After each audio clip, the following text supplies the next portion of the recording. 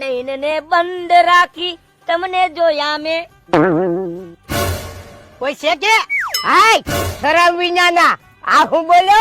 ઈ એમ કે નયન ને બંધ રાખીને કોઈ જોયા અને આના નયન ફાડી નાખું કે કઈ કયો તમે એને? હે આરામ ખોલના. આ બેન પીરહીને પોતાનો રોજીદો સલાવે નો ફાયદો ઉઠાડો. મારી મારીને તોડી નાખે. આંટી નો થા. તમે બહુ હારા હો દાદા.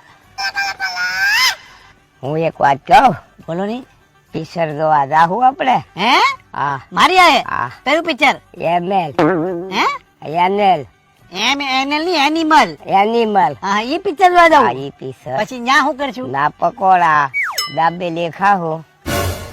વ્યા જાવ જાવ નકર મારે તમને કઈક મોટી ઉંમર તમારી કેટલા વર્ષના છે? કેટલા વર્ષના છો? મારા 70 વર્ષ. 70 વર્ષના. હું 23 વર્ષની છું. શરમ નથી આવતી તમને? હવે જે 23 વર્ષ જીવો કે 70 વર્ષ જો એમાં શું? ડોક્ટર સાહેબ મને હે ને 2-3 દિવસે પેટમાં ગડબડ થાય. તો એનો લઈ લો ને મટી જાય છે. એનો લીધો ને બીજા 2-3 નો લીધો પણ કઈ ફેર જ નહીં.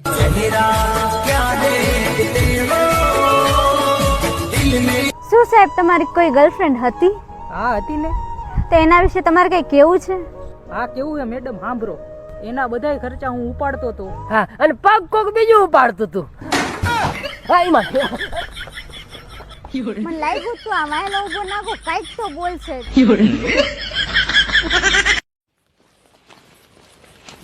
બટા વહુને કે લાજ કાઢે. લાજ કાઢાય મારા બાપુ આરે છે. એ જ્યારે તમારા બાપુ બીમાર પડ્યા હતા ત્યારે એના ધોતિયા કાઢીને મેં ધોયા હતા. હવે શું લાઈસ કાઢે?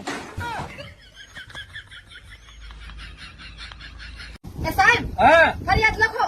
શું? મારો ઘરવાળો ખોવાઈ ગયો છે. કાઈ વાંધો નહીં, ચડી જાહે. પણ હું શું કહું છું શું? એને દિવસે ગોતવા જાજો, રાઈતે ન ગોતતા. કેમ? ઈ કારો જેટલો છે રાઈતે નહીં જણે. પણ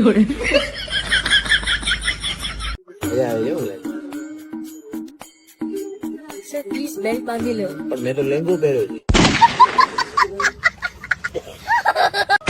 મોટા ભાઈ છોકરાના લગ્નમાં આવવાનું છે તમારે. હા હો મોટા ભાઈ લગ્નમાં તો આવવું જ પડે ને. તમારા વગર થોડી કઈ જાન જૂતે. હા હા તમારે વગર હાલે જ નહીં ને મોટા ભાઈ. તમારે તો આવવાનું જ છે. એ હું નથી આવવાનો, જાઓ. અમારાથી ભૂલ થઈ ગઈ, તમે અમને માફ કરી દો. બાકી લગ્નમાં તો તમારે આવવાનું જ છે. તમારી વગર લગ્ન નહીં થાય મોટા ભાઈ. હા તમારી જે કઈ અમારી ભૂલ હોય ને તમે માફ કરો, પણ તમારે લગ્નમાં આવવાનું જ છે. रुको जरा सबर करो. નમસ્તે મોટા ભાઈ. છોકરાના લગ્નમાં આવજો. એ લગ્ન બગનમાં આવવાનું થતું નથી. કાંઈ વાંધો નહીં, એક જ મિનિટ. 10 dish cancel.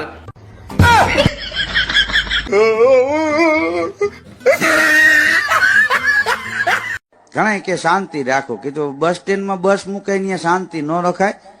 ત્યાં ખૂટીઓ માથું મારીને ચડી જવાનું.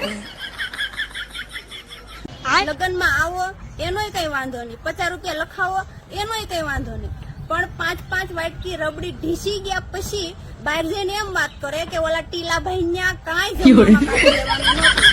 ખબર આવે તમારે તો અવાય જ નહીં.